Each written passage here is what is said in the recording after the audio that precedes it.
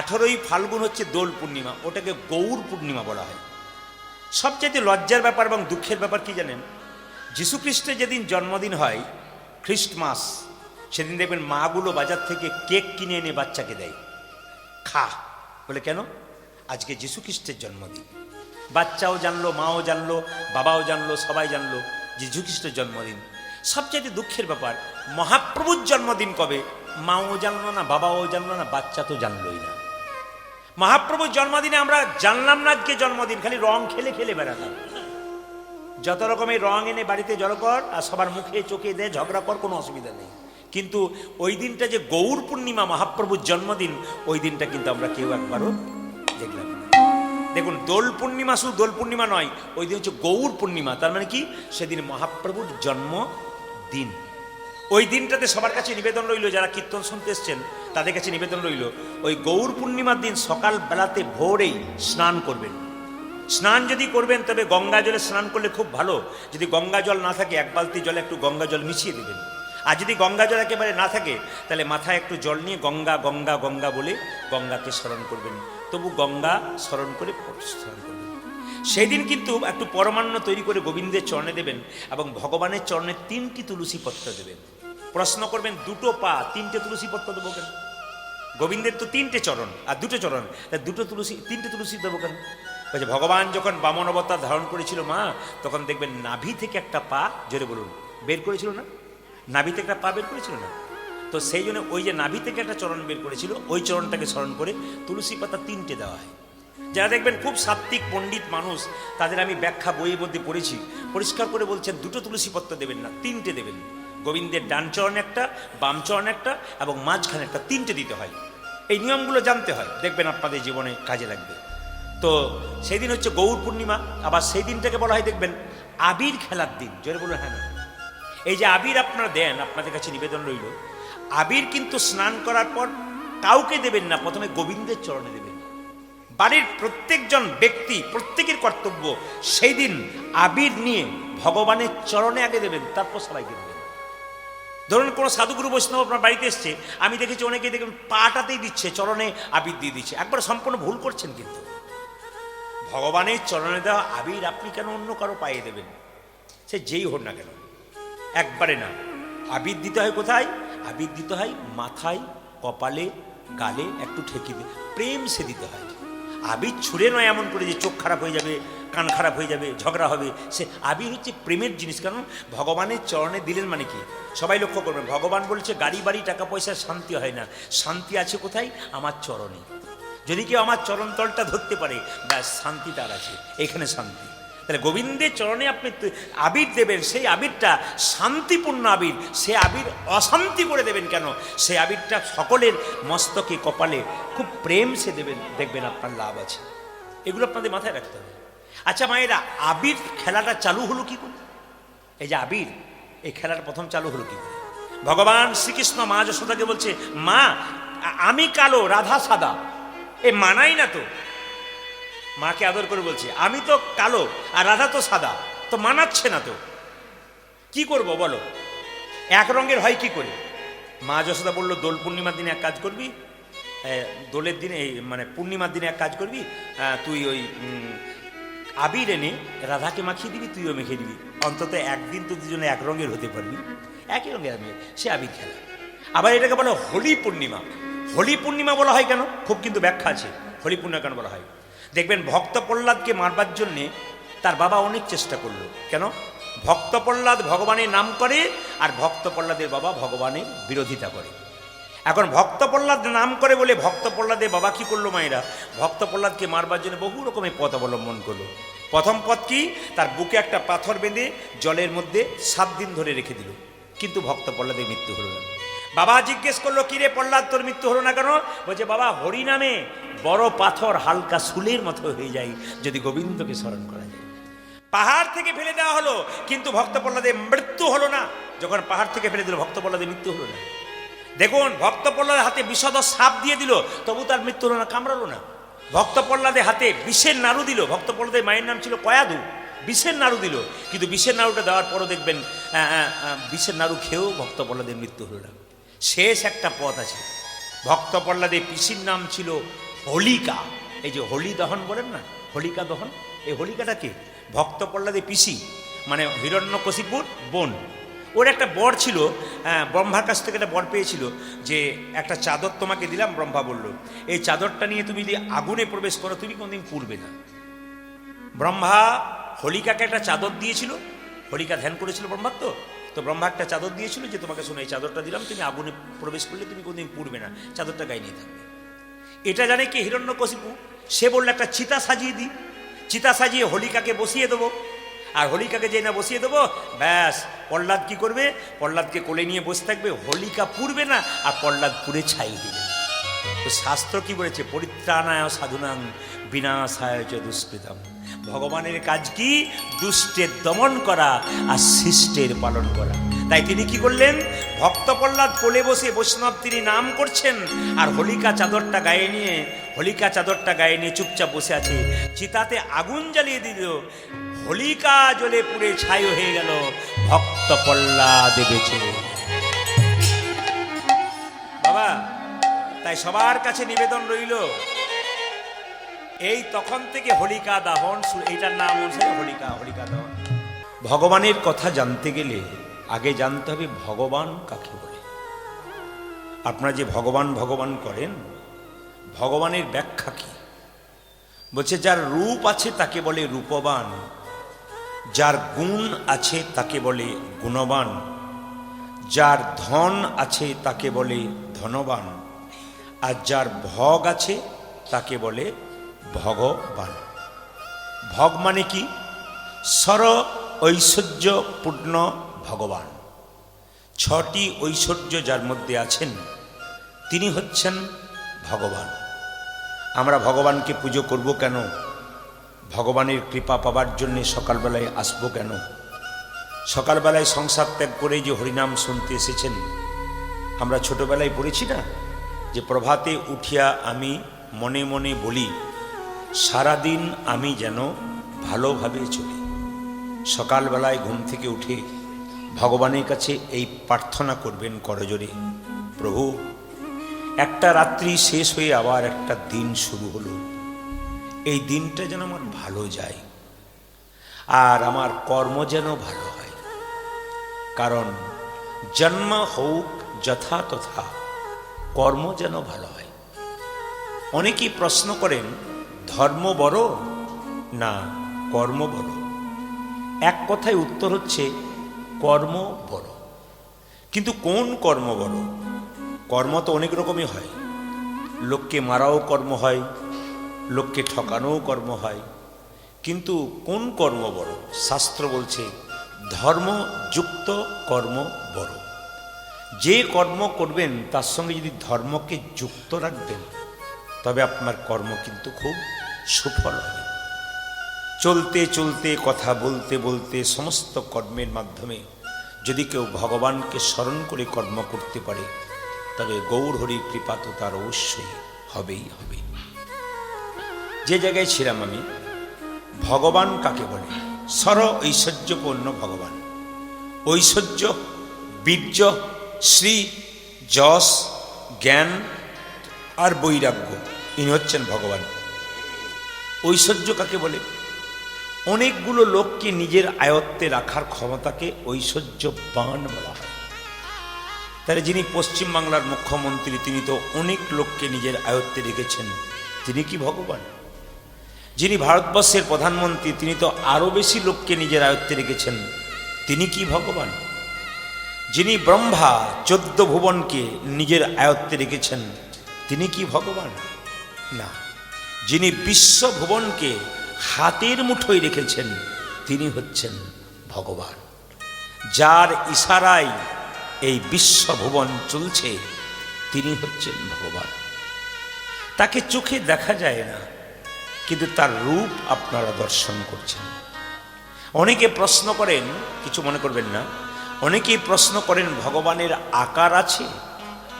ভগবান কি আকার না নিরাকার? কেউ নিরাকারে পুজো করে, কেউ আকারে পুজো করে।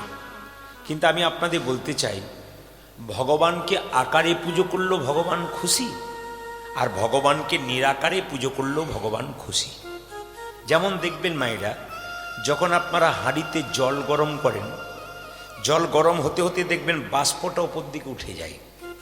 তো যদি থালাতে করে ধরেন বিন্দু বিন্দু আকার, আর যদি থালাতে না ধরেন নিরাকার। ফ্রিজের মধ্যে জল রাখবেন কয়েকদিন ধরে, বরফ হয়ে যাবে। আবার যদি জলটাকে বাইরে আনবেন, ওটা নিরাকার হয়ে যাবে। কখনো তিনি আকার, কখনো তিনি নিরাকার, যে যেমনভাবে তাকে ভজন করতে পারে। বীর্য মানে কি? হরে কৃষ্ণ। আপনার গান আমি ফোনে অনেক শুনি, কিন্তু আপনাকে আর আজকে দেখা হরে কৃষ্ণ। ভালো থাকবেন, ভালো থাকবেন। তো বীর্য মানে কি মায়েরা? বীর্য মানে হচ্ছে ক্ষমতা। ভগবান কড়ি আঙুলে কি করেছিল? বাম কনিষ্ঠ আঙুলে 7 দিন ধরে গিরি গোবর্ধন ধারণ করেছিল। তিনি কত বড় ক্ষমতাবান, ঐশ্বর্য বীর্য। শ্রী মানে কি? মায়েরা বলেন না, তোর কাজের কোনো শ্রী নাই। শ্রী মানে সুন্দরতা। ভগবান এত সুন্দর দেখতে, তার রূপ যদি একবার কেউ দর্শন করতে পারে, তবে পৃথিবীর কোনো রূপ আর তার ভালো লাগবে না। যিনি ভগবানকে জানতে পেরেছেন, যিনি ভগবানকে দেখেছেন, তার আর কোনো জিনিস দেখতে ভালো লাগবে। হরিবল হরিবল। ওই জন্য সকালবেলায় ঘুম থেকে উঠে যদি কেউ গোবিন্দ দর্শন করতে পারে, তবে তার মতো সুখী পৃথিবীতে কজন আছে? প্রচুর টাকা আছে, প্রচুর গাড়ি আছে, বাড়ি আছে, কিন্তু ঘুমোবার সময় 1 টাকার ঘুমের ট্যাবলেট ছাড়া ঘুম হয় না। এমন ঘুমের দাম কি আছে? হরিবল হরিবল। এমন ঘুম হবে যেন গোবিন্দের নাম করতে করতে ঘুমাতে পারি, আর গোবিন্দের নাম করতে করতে জাগতে পারি। এটাই তো শান্তি। ভগবান শুধু বলছেন, চোখের জলে ভেসে আমার চরণ ধুইয়ে দাও। যত কাঁদবে আমার নামে, তত তোমার কাছে আমি যাব। ভগবান কিচ্ছু চাই না, শুধু চোখের জল চাই। মন মনা মদ ভক্ত মদ জাজিমাং নমস্কুরু। ভগবান বলছেন, কটা টাকা আমাকে মন্দিরে দিলে ওটা আমি দেখি না। কটা আপেল, কটা কলা গোবিন্দের চরণে দিলেন, ভগবান তো খায় না। ভগবান দেখে তুমি প্রেমের ভাবে দিলে না অহংকারী। হরিবল হরিবল। যিনি প্রেম নিয়ে গোবিন্দের চরণে যায়, যিনি ভালোবাসা নিয়ে গোবিন্দের চরণে যায়, ভগবান যে তারও হয়ে যায়। ওই জন্য ভগবানের চরণে বসে শুধুমাত্র একটু কাঁদতে হবে। আমি যে জায়গায় ছিলাম মেয়েরা, সকালবেলায় ঘুম থেকে উঠে স্মৃতি শাস্ত্র বলল, যদি আপনার বাড়িতে যেখানে শুয়ে থাকেন দেওয়ালে যদি রাধাকৃষ্ণের মূর্তি না থাকে, দরকার নেই। করাগ্গে বসতে লক্ষ্মী কর মূলিতু সরস্বতী কর মধ্যে গোবিন্দম প্রভাতে কর দর্শনম। দেখুন, যতগুলো আসরে আমরা গান করি, মোটামুটি 25,000, 20,000, 22,000, নিম্নপক্ষে 10 থেকে 8,000 ভক্ত হয়। আজকে আমার ভালো লাগছে এই জন্যে যে এই সমষ্টি কয়েকটা ভক্ত নিয়ে কীর্তন করা, এ আমার অভিজ্ঞতা প্রথম হচ্ছে মনে হচ্ছে।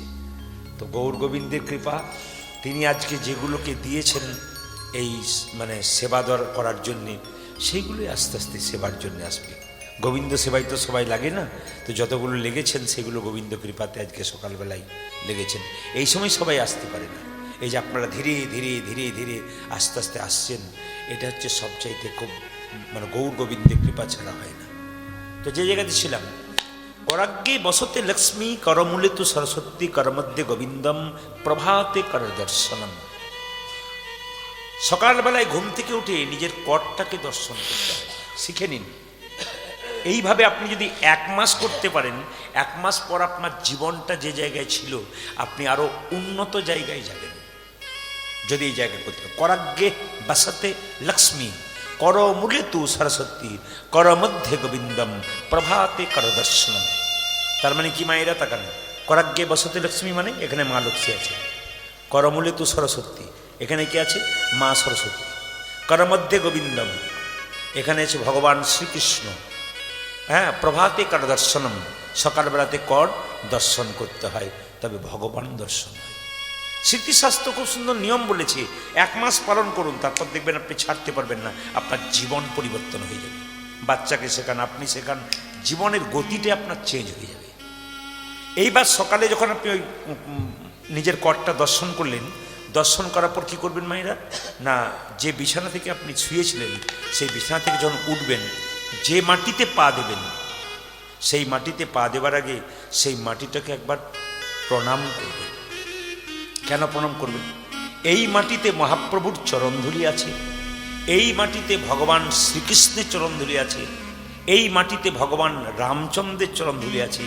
এই চরণধূলিতে পা দেবার আগে একবার প্রণাম করতে হয়। যদি নারী হয় আসতে বাবা, যদি নারী হয় উনি বাঁ পাটা আগে নামাবেন, আর যদি পুরুষ হয় তবে উনি ডান পাটা আগে নামাবেন। এই কয়েকটা রীতি যদি কেউ করতে পারে তবে জীবন তার সফল হয়ে যায়। তা আমি যে জায়গায় ছিলাম, ঐশ্বর্য বীর্য শ্রী যশ, ভগবানের মতো যশবান আর কেউ নেই। ঐশ্বর্য বীর্য শ্রী যশ জ্ঞান, ভগবানের মতো জ্ঞানবান আর কি আছে? কেন? ভগবান শ্রীকৃষ্ণের মুখশ্রিত বাণী হচ্ছে শ্রীমদ্ ভাগবত গীতা। ভাগবত মানে কি মা? ভক্তি, জ্ঞান, বৈরাগ্য এবং ত্যাগ, এর নাম হচ্ছে ভাগবত। যেটা ভগবান শ্রীকৃষ্ণের মুখ থেকে হয়েছিল এবং ভগবানের চরণ থেকে গঙ্গার জন্ম হয়েছিল। ভগবানের চরণ ধরি কেন? গঙ্গা ভগবানের চরণ থেকে পেয়েছি, আর মুখ থেকে পেয়েছি কি? শ্রীমদ্ ভাগবত গীতা। এই জন্য তিনি কত বড় জ্ঞানবান। ঐশ্বর্য বীর্য শ্রী যশ জ্ঞান আর বৈরাগ্য। ভগবান শ্রীকৃষ্ণ যখন মথুরায় চলে গেলেন বৃন্দাবন থেকে, তখন আমরা ভাবলাম যে ভগবানের বৈরাগ্য জন্মেছে, কিন্তু জন্মাই নাই। কেন? প্রমাণ কি? না, উদ্ধবকে মাঝে মাঝে পাঠাতো বৃন্দাবনে, কে কেমন আছে খবরটা নিয়ে এসো। বৈরাগ্য পাকাপাকি হয় নাই। বৈরাগ্য পাকাপাকি হলো কখন? যখন তিনি কলিযুগে মহাপ্রভু গৌর হরি হলেন, তখন তার কিন্তু সন্ন্যাস নেবার পর তার বৈরাগ্য নিতাই গৌর হরি হল। তাই মহাপ্রভুর ভাবটি কেমন? ওগো কহইতে গদ গদ, ওগো কহইতে গদ গদ, কহইতে গদ গদ, আজ কহইতে গদ গদ, কহয় না যাই রে, তবু কহইতে গদ গদ, কহ না যাই রে।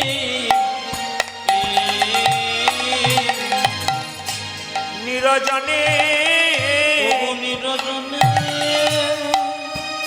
ও যে নিরজনে,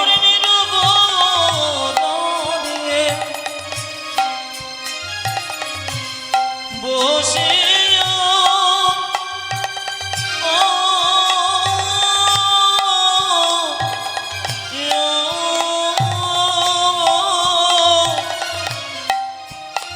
নয়ন জল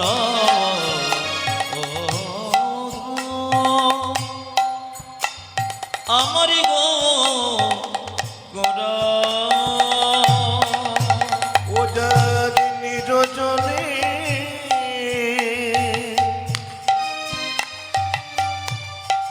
নিরজনে আজ বসিয়া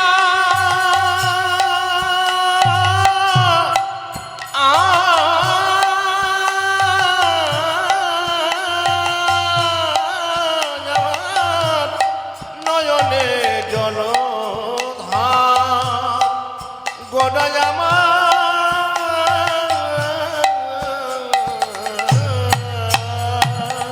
ভেসে যাই ভেসে যাই, ভেসে যাই ভেসে যায় ভেসে যাই ভেসে দেখো দেখো ভেসে যায় ভেসে ও যায় যে নয়ন জলে গোড়ারাই ভেসে যাই ভেসে আরে নয়ন জলে গোরারাই ভেসে যায় ভেসে যে যায় নয়ন জলে গোড়ারাই ভেসে যাই ওই ভেসে আমার নয়নের জন্য গোড়ায় ভেসে যায় ভেসে ও যায় যে কি জানি কোন ভাবের উদয় ভেসে যাই ভেসে যাই আরে কি জানি কোন ভাবের হৃদয় ভেসে যায় ভেসে ও যে যায় কি জানি কোন ভাবের উদয় ভেসে যাই ভেসে যাই যে কি জানি কোন ভাবেই হৃদয় ভেসে যায় ভেসে ও যে যায় নয়ন জলে গোড়ারাই ভেসে যাই ভেসে যাই আমার নয়ন জলে ও গোরারাই যে কি জানি কোন ভাবের উদয় নয়ন জলে গোরারাই কি জানি কোন ভাবের উদয় নয়ন জলে গোরারাই কি জানি কোন ভাবের হৃদয় নয়ন জলে গোরারাই কি জানি কোন ভাবের হৃদয় নয়ন জলে গোরারাই ভেসে যায় ভেসে যায় অগুনির জলে আমার নিরজনে বসে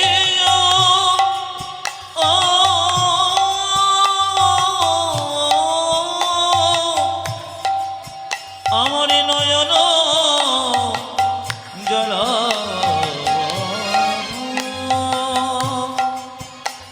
আমার গো গোরা আজ নয়ন জল ধারে নয়ন জল সাধু সঙ্গ সর্বশাস্ত্রে কয় লবমাত্র সাধু সঙ্গ সর্ব সিদ্ধি হয়। এই যাকে কীর্তন শুনতে এসছেন তার মানে কি পরশমণির সঙ্গ পেয়েছে। পরশমণি স্বয়ং ভগবান, তাহলে ভগবান পরশমণির সঙ্গ পেয়ে যদি কৃষ্ণ কথা শোনেন তাহলে আপনার এই অঙ্গ কিন্তু সোনার বর্ণ হয়ে যাবে। সোনার বর্ণ মানে কি সেই সোনা নয় যেটা বাজার থেকে কেনা যায়, মানে ভগবান সোনার মতো কাম তৈরি হবে আর গোবিন্দ চরণ প্রাপ্তি হবে।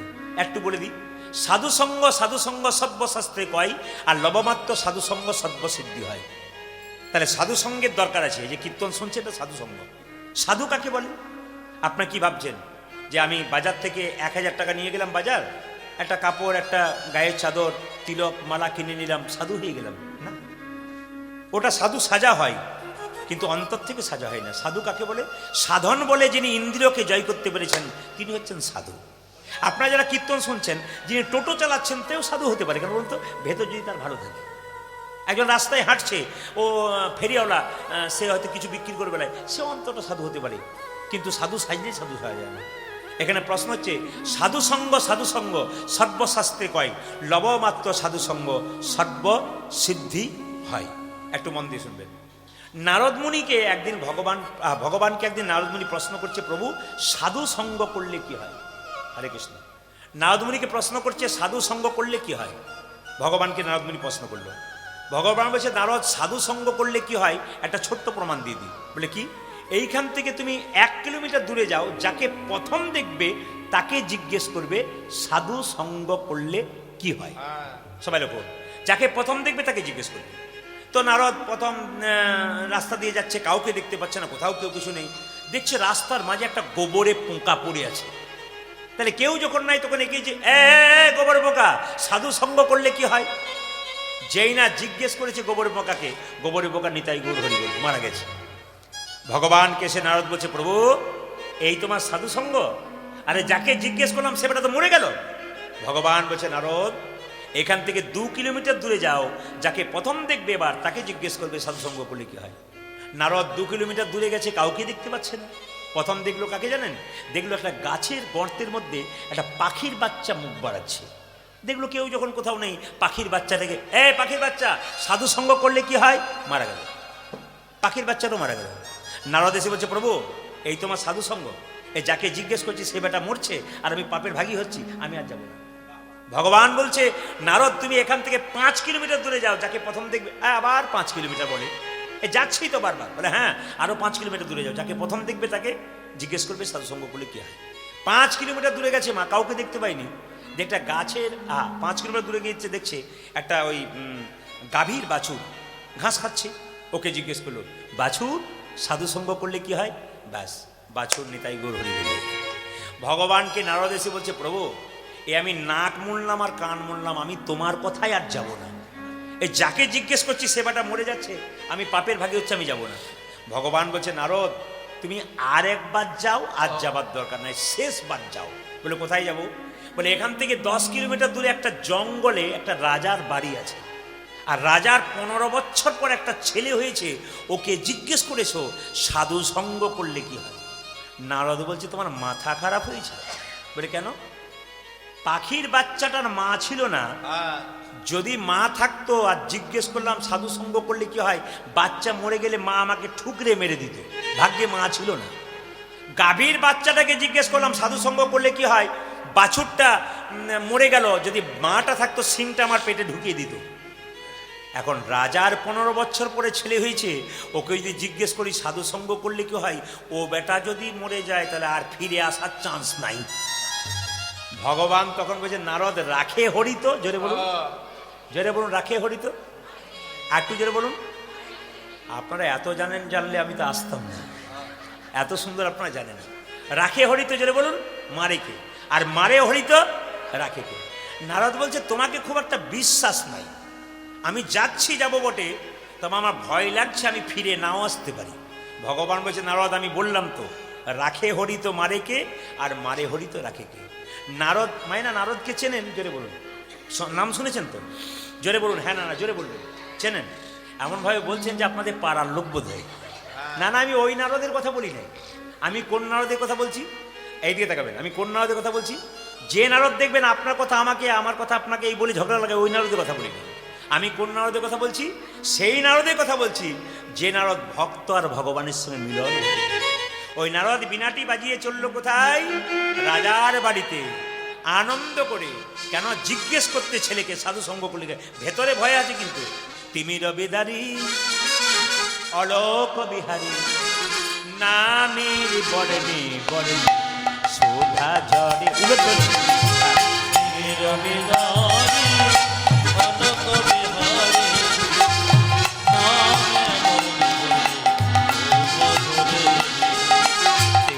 রবিদারি অলোক বিহারী, নামের বরণে বরণে শোভা ঝরে।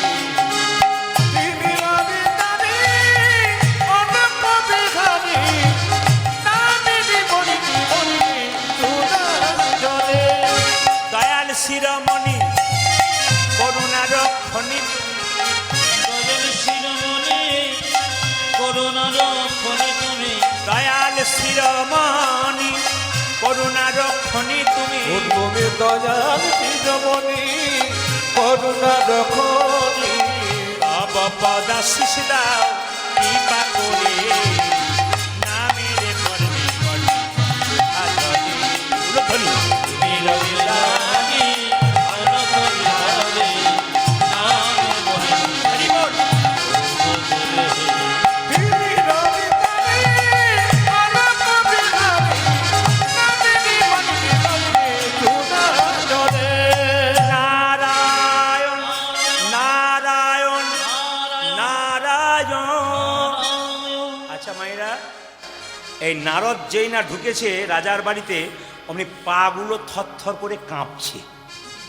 রাজা দেখেই বলছে নারদ মুনি আমার কি ভাগ্য ভালো, আরে আসুন আসুন আসুন। নারদের পাগুলো কাঁপছে, সঙ্গে সঙ্গে রাজামশাই বলছে আপনার পা কাঁপছে কেন? বলছে না না এমনি এমনি।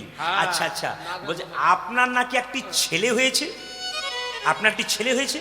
বলে হ্যাঁ হ্যাঁ, 15 বছর পর একটা ছেলে হয়েছে, আমার কত ভাগ্য ভালো, গোবিন্দ কৃপা করে 15 বছর পর একটা ছেলে দিয়েছে। ও, আপনার ছেলেকে একটি প্রশ্ন করতাম। রাজা বলছে একটা মানে তুমি 10টা করতে পারো, অসুবিধা নেই। তখন সঙ্গে সঙ্গে নারদ বলছে যে বাড়িতে প্রশ্ন করবো তার পেছন দিকে দরজা আছে তো? কিছু বুঝলেন? কি বুঝলেন? বলছে যে বাড়িতে প্রশ্ন করবো তার পেছন দিকে দরজা আছে, বলছে একটা নয় 3টে আছে। নারদ বলছে তাহলে বাঁচবার উপায়ও আছে। এখন লক্ষ্য করুন, যেই না নারদ এক পা ভেতরে এক পা বাইরে, এ খোকা সাধু সঙ্গ করলে কি, যেই না বলেছে দাঁড়াও, সঙ্গে সঙ্গে নারদমুনি ভাবলো তাহলে বেটা বোধ হয় ভূত হয়ে গেছে মরে। ছোট্ট ছেলেটি বলল শোনো নারদ মুনি, আপনার সাধু সঙ্গ করছেন কি লাভ দেখুন, ছেলেটা বোঝাচ্ছে। শোনো নারদ মুনি, এর আগে সবাই মরেছে কিন্তু আমি মরি নাই। সাধু সঙ্গ করলে কি হয় শোনো। প্রথমে ছিলাম আমি একটা গোবরে পোকা, তোমার মতো সাধু সঙ্গ করি আমি হলাম একটা পাখির বাচ্চা। উন্নতি না অবনতি, জোরে বলুন কোনটা মনে হচ্ছে? গোবরে পোকা থেকে পাখির বাচ্চা মানে বুঝতে পারছেন উন্নতি না অবনতি? এটা বিচার করতে হবে। মানে যত শুনবেন তত উপরে যাবেন না নিচের দিকে নামবেন। তার মানে কি, তোমার মতো সাধু সঙ্গ করে গোবরে পোকা থেকে উন্নতি হয়ে আমি হলাম পাখির বাচ্চা। তারপর তোমার মতো সাধু সঙ্গ করে পাখির বাচ্চা থেকে আমি হলাম কি গাভীর বাচ্চা, উন্নতি। তারপর গাভীর বাচ্চা থেকে আমি হলাম তোমার মতো সাধু সঙ্গ করে রাজার ঘরের বাচ্চা।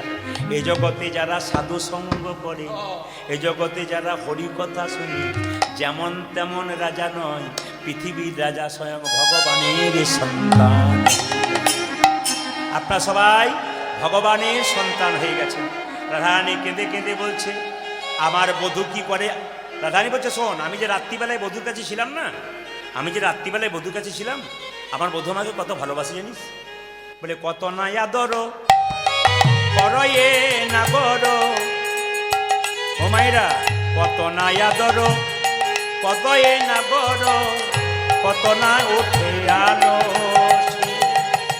কত না আদর কহয়ে নাগর, কতই ওঠে তর মনে। মায়েরা আমাকে কত আদর করে যে আমি শুয়ে থাকি গোবিন্দের কাছে, আমাকে এক পাশ মানে এপাশ ঘুরতে দেয় না, এমনভাবে জড়িয়ে ধরে আমাকে এপাশ ওপাশ ঘুরতে দেয় না। আমাকে কত না আদর করো না, মায়েরা মায়েরা কত না আদর করো রে না করো না রে পাশ হয়ে আমায় দিতে। উলুধ্বনি কত না আদর কহয়ে নাগর, কতই ওঠে তর মনে। আমায় কত ভালো বাসে রে সখী, আমায় কত ভালো বাসে রে সখী, আমার কত ভালো বাসে রে সখী, আমায় কত ভালো বাসে রে সখী, আমার প্রাণ গোবিন্দ প্রাণের নাথ কত ভালো বাসে রে সখী। ওই আমার প্রাণ গোবিন্দ প্রাণনাথ, কতই ভালো বাসে রে ওই সখী। আমার প্রাণ গোবিন্দ প্রাণনাথ, ওই আমার প্রাণ গোবিন্দ প্রাণনাথ, আমার কত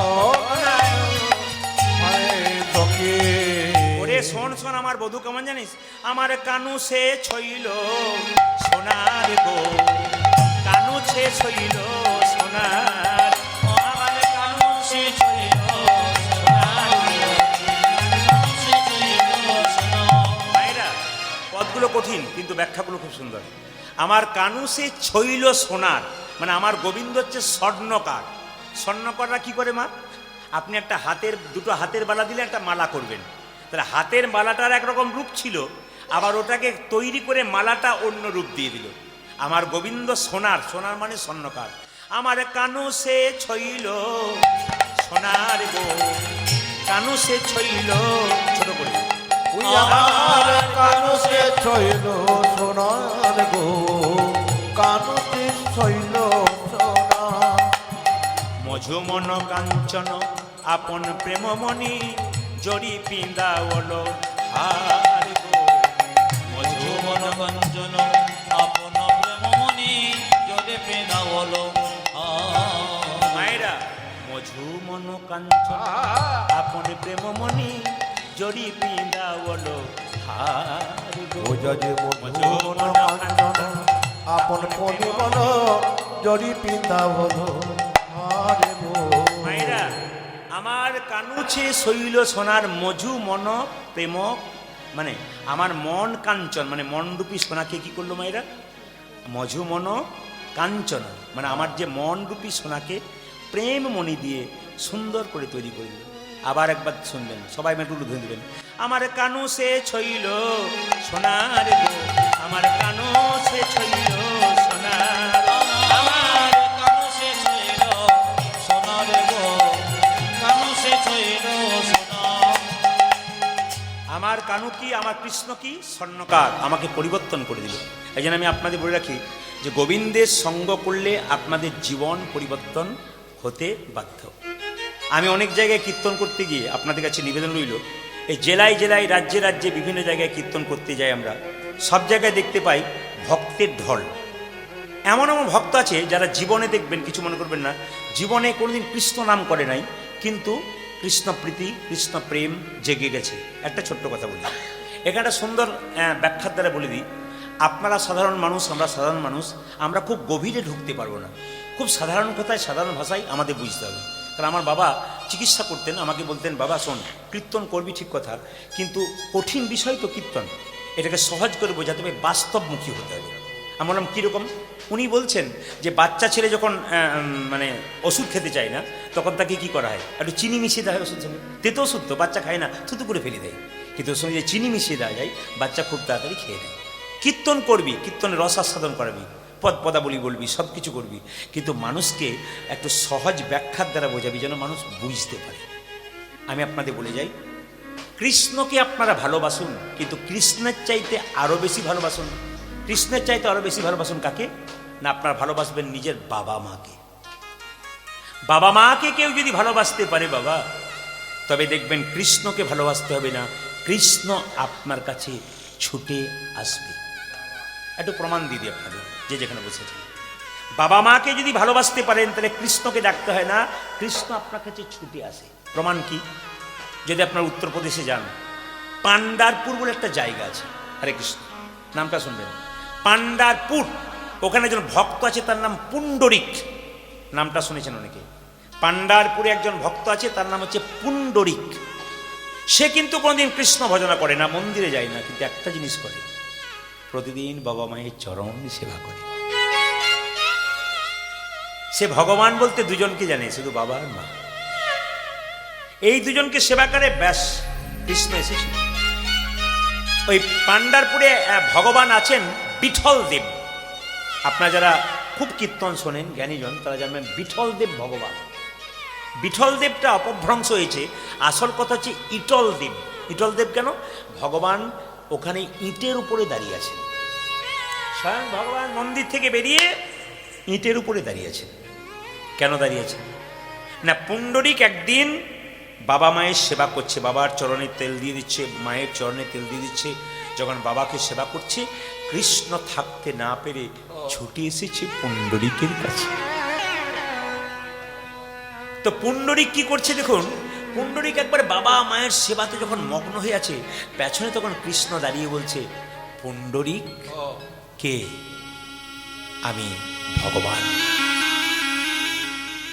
তুমি তবু তাকাচ্ছে না, কিন্তু বলছে আমি ভগবান। ও বেশ, দাঁড়াও, তুমি তো ভগবান, কিন্তু আমি আমার ভগবানের সেবা করছি। পুণ্ডরিক গোবিন্দের দিকে তাকাচ্ছে না, কি করছে? আমার ভগবানের দিকে সেবা করছি, আমি এখন তোমার দিকে তাকাবো না। একবার তাকাবে না? বলে না, কি করে তাকাবো, আমি তো আমার ভগবানকে সেবা করছি। আচ্ছা, আমি যে এলাম, তুমি আমাকে বসতে দেবে না? হ্যাঁ দেবো, নিশ্চয়ই, বাড়িতে কেউ এলে বসতে দিতে হয়। পুণ্ডরিক যখন বাবা মাকে সেবা করছে, একটা ইটের উপরে বসছিল, মায়েরা একটা ইটের উপরে বসে বাবা মাকে সেবা করছে। আগে যে আমরা কাঠের পিড়া, কাঠের চৌকিতে বসে সব কিছু কাজ করতাম, ঠিক সেরকম ওই একটা ইটের উপরে বসে সেবা করছিল। যেই না বলেছে আমি এসেছি, আমাকে বসতে দেবে না, সঙ্গে সঙ্গে বাবা সেবা করছে, ওইদিকে তাকাচ্ছে না, ইটটাকে সরিয়ে দিয়েছে, আর ভগবান ইটের উপরে দাঁড়িয়ে আছে। একবার আমার দিকে তাকাবে না পুণ্ডরিক? না, লোকে ভগবান পেলে পাগল হয়ে যায়। আমি ভগবান তোমার কাছে ছুটে এলাম, তুমি আমার দিকে তাকাবে না? তখন সঙ্গে সঙ্গে পুণ্ডরিক বলছে, আমি আমার ভগবানকে সেবা করছি বলে, আমার ভগবানের সেবা দেখবো বলে তুমি ছুটে এসেছো, আগে আমার ভগবানের সেবা দেখো, তারপর তোমাকে। ওই জন্য আপনাদের কাছে নিবেদন রইল, বাবা, বাবা মায়ের সেবা যদি কেউ করতে পারে, তবে তার আর অন্য সেবা লাগে না। কারণ ভগবান শ্রীকৃষ্ণ সুদামাকে বলেছে, সুদামা, এই জগতে 3 রকমের গুরু আছে। প্রথম গুরু পিতামাতা, যার থেকে জন্ম পেলি, সে যদি কেঁদে বেড়ায় আর তুই যদি কৃষ্ণ বলে কাঁদিস, তোর কোনো লাভ নেই। সে যদি কেঁদে বেড়ায় আর তুই যদি কৃষ্ণ বলে কাঁদিস, তোর কোনো লাভ হবে না রে।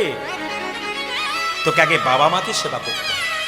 দ্বিতীয় গুরুকে ব্রাহ্মণ, যিনি আমাদের বেদ ও কর্ম কুল ধর্ম শিখেছে, তাকে সম্মান দিতে হবে। আর তৃতীয় গুরুকে ভগবান শ্রীকৃষ্ণ নিজের মুখে বললেন, আমি তৃতীয় গুরু। কেন? তেসাং সতত যুক্তনাং ভজতাং প্রতি পূর্বকং দদামি বুদ্ধি জগং তং নমামি মাম পর্যন্ত।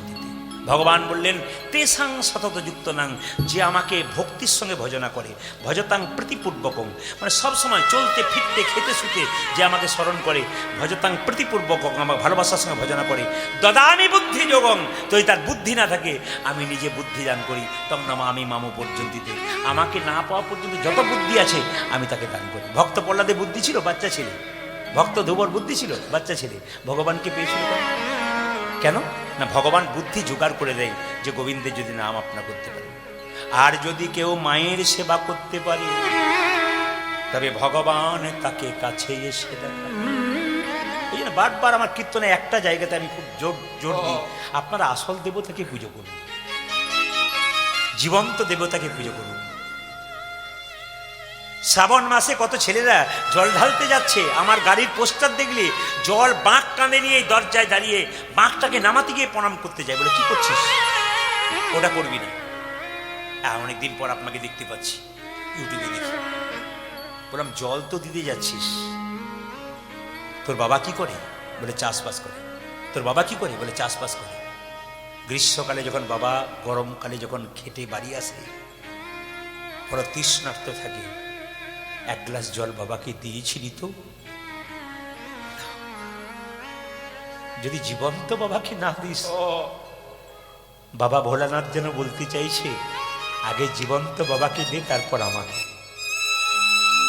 তবে তোর দেওয়া সার্থক হবে। অষ্টমীর দিনে মা দুর্গাকে পুষ্পাঞ্জলি দিচ্ছেন। ছেলে মেয়ে নতুন জামা কাপড় পরেছে, বাবা মা পাই নাই, মা দুর্গাকে পুষ্পাঞ্জলি দিচ্ছেন। মা যেন বলতে চাইছে, মাটির প্রতিমা পুজিস রে তুই, আগে ঘরের বাবা মাকে পুজো কর। আগে জীবন্ত বাবা মা খাবার জন্য বসে আছে, একটা কাপড়ের জন্য বসে আছে, আর তুই মন্দিরে এসে আমার পুজো করছিস। আমি যে মাটির প্রতিমা, আমাকে পুজো করবি? আমাকে করবার আগে জীবন্ত প্রতিমা দুটোকে পুজো কর। আমি আপনাদের বলতে চাই, কীর্তন যদি ভক্তির জিনিস হয়, প্রেমের জিনিস হয়, কীর্তন যদি জাগরণের জিনিস হয়, কীর্তন শুনে আগে মানুষ হতে হবে। মানুষ যদি না হতে পারলে, বিবেক যদি না হয়, কি দাম আছে? একটা দামি কলম, তার মধ্যে কালি না থাকলে যেমন কলমের কোনো দাম থাকে না। একজন কয়েকশো কোটি টাকার মালিক, তার মধ্যে যদি বিবেক না থাকে, সে যেমন মানুষ হতে পারে না। আপনাদের কাছে নিবেদন রইল, আপনারা কৃষ্ণ ভজন করুন, মা বাবাকে সেবা করুন। মায়ের সেবার কথা যখন বলবো, একটা কথা আপনাদের বলি, মায়ের মতো আপন কেউ হয় না। এই জগতে যে মাকে ভজনা করে, তার মতো আপন কেউ হতে পারে? সবাই জানে, বাবা হলো বাড়ির ছাদ আর মা হলো খুঁটি। এই দুটোকে যদি ঠিক রাখেন, ব্যাস, আর কিছু দরকার নেই। এই দুটো যেদিন চলে যাবে, সেদিন বুঝতে পারবে যে এরা আমার কতখানি বাড়িতে অধিক হয়েছে। হ্যাঁ, মায়ের মতো বাবার, মেয়েরা দেখবেন বাপের বাড়ি যায় না কখন থেকে? যখন থেকে তার মা বাবা মারা যায়। অনেক মেয়েকে বলা হয়, তুমি বাপের বাড়ি যাবে না? বলে, যাব না। বলে, কেন? কার কাছে গিয়ে দাঁড়াবো? যদি প্রচন্ড ভালোবাসে, আমার বাবা মা ছাড়া কেউ বাবা মা যদি চলে যায়, তো মেয়েদের বাড়ি তার কোনো সম্মান থাকে না। বারবার বলবো, ওই জায়গাটা ঠিক রাখুন। আপনার ওই বাবা মা যেমন, এই বাবা মা তেমন, এগুলোকে ঠিক রাখুন, দেখবেন জীবন সুন্দর। মায়ের মতো আপন কেউ হয় না, একটা প্রমাণ বলে দিন। একটা বাচ্চাকে দেখুন, মা 10 মাস 10 দিন গর্ভে রাখতে পারে, কিন্তু সেই ছেলে বড় হয়ে যখন কলকাতায় ফ্ল্যাট কেনে, আত্মীয় স্বজন সবার জায়গা হয়, বাবা মায়ের জায়গা। কীর্তন শুনে কি লাভ আছে যদি বিবেক জাগাতে না পারলে? কীর্তন শুনে কি লাভ আছে যদি মানবতা আপনার জাগলো না? ওই জন্য বলে রাখি, মায়েরা যে যেখানে বসে আছেন, এদিকে তাকাবেন। ভগবান, মা কি করেছে? বাচ্চাকে কোলে নিয়ে যখন স্তন পান করায়, একটা স্তনে বাচ্চা মুখ দেয়, আর একটা স্তনে বাচ্চা পা দিয়ে ধাক্কা দেয় না? আমি এক জায়গায় ছিলাম, আপনাদের বলবো না, তখন আমি কলেজে পড়তাম, হোস্টেলে ছিলাম, তখন দেখতে পেতাম আমি এক জায়গাতে একটা মা, দুজন ছেলে, দুপাশে দুটো বাড়ি, আর মা ছোট্ট একটা কুটুরি ঘরে থাকে। তো ওরা ভাগ করে নিয়েছে, ও 15 দিন, ও 15 দিন, ছোট ভাই 15 দিন, বড় ভাই 15 দিন। আশ্চর্যের ব্যাপার, ও 15 দিন দেয়, ও 15 দিন দেয়। যে মাসে 31 দিন হয়ে যায় সেদিন ওরা দু ভাই খায়, কিন্তু মা কি দেয় না।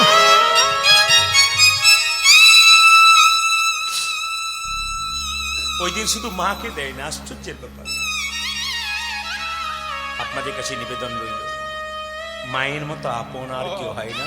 তো আমরা নদিয়া চলে যাব, অনেকটা দূরে। আবার কালকে আপনারা আসবেন, 9টার সময় কুঞ্জ বর্ণন হবে।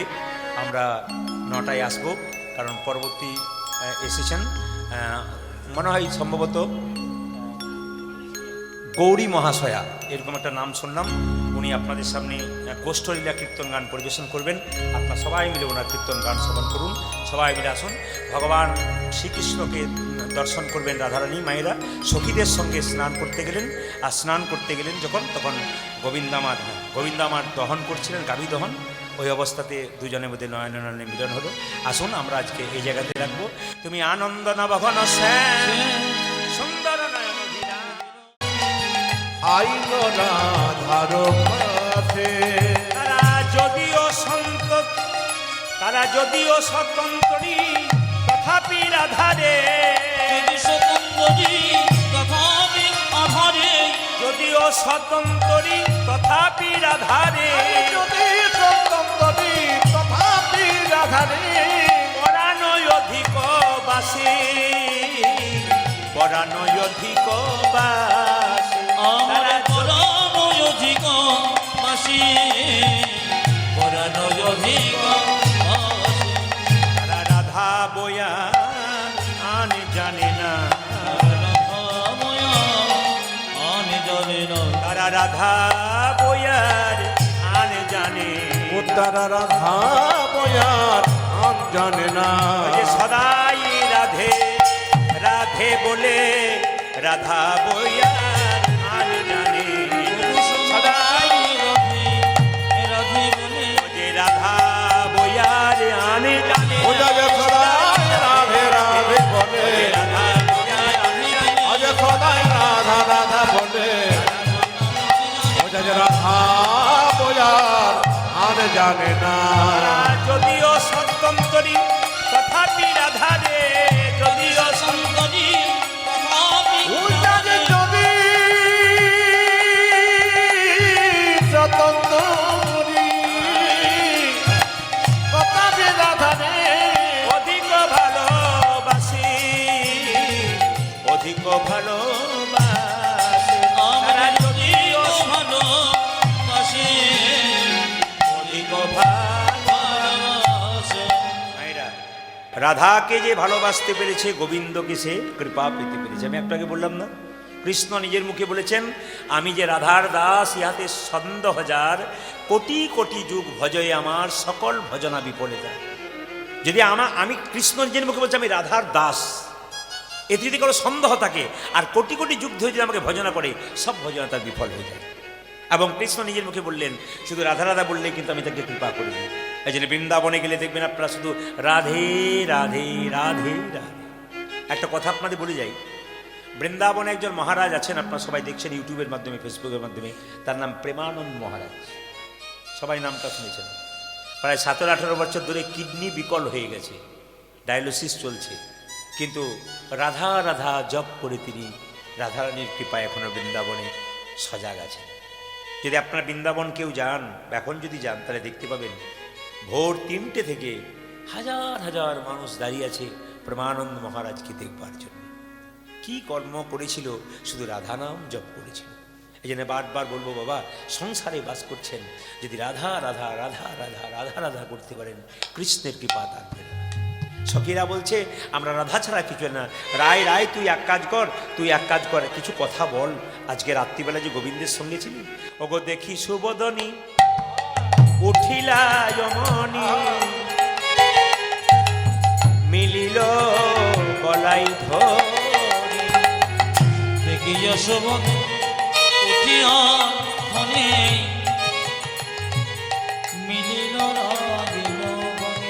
আজ দেখি সুবদনে ও যাতে মিলিল মনে উঠিল গলায় ধরি এই যে, ওগো দেখি সুবদন উঠিলাই অমনি মিলিল গলায় দেখি সুবদন উঠিয়া আমার মিলিল গলায় ধরি। আচ্ছা আচ্ছা বলুন তো মায়েরা, যে যাকে ভালোবাসে, ধরুন আপনার বান্ধবী আপনার বাড়িতে এসছে, খুব প্রাণের বান্ধবী, আপনি বসে আছেন ঘরের দরজায়, কি রে আছিস, আপনি কি করবেন, বসে থাকবেন? আয় আয় এই বলবেন? আরে আয় আয় আয় আয়। সখীরা কি করলো, যেই না গেছে রাধারানীর কাছে, অমনি সুবদনী, সুবদনী কাকে বলা হয়? রাধারানী দেখতে বদনটা খুব সুন্দর। আর দুটো কথা, সুবদনী মানে যার বদন থেকে কৃষ্ণ কথা বের হয় তাকে সুবদনী বলা হয়। যে মায়েরা তার মুখ থেকে কৃষ্ণ কথা বলতে পারেন তার বদনটাকে সুবদন বলা হয়। ওগো দেখি সুবদনী উঠিল অমনি মিলিল গলায় আমার দেখি সুবদন উঠিল অমনি মিলিল গলায় ধরি। ও যাতে দেখি সুবদনে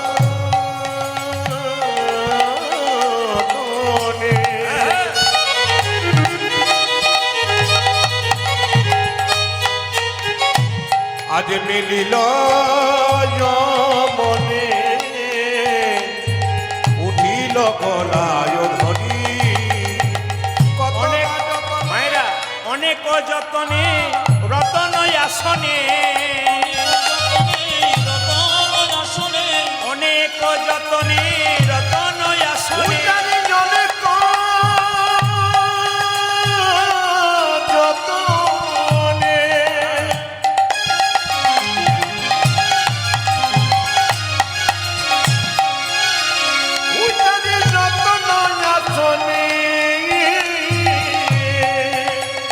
বসালো যতন করি, বসালো যতন আমারে বসাইল যতন করি, বসাইল যতন করে, আদর করে বসাইল, আর করে বসাইল কত আদর করে বসাইল, কত আদর করে বসাইল যে প্রাণের কথা বলিবে বলি আদরে করি বসাইল, আমার প্রাণের কথা বলবে বলে কত আদর করে বসাইল, কথা বলবে বলে আদর করে বসাইল, কথা বলবে বলে বসাইল কত আদর করে বসাইল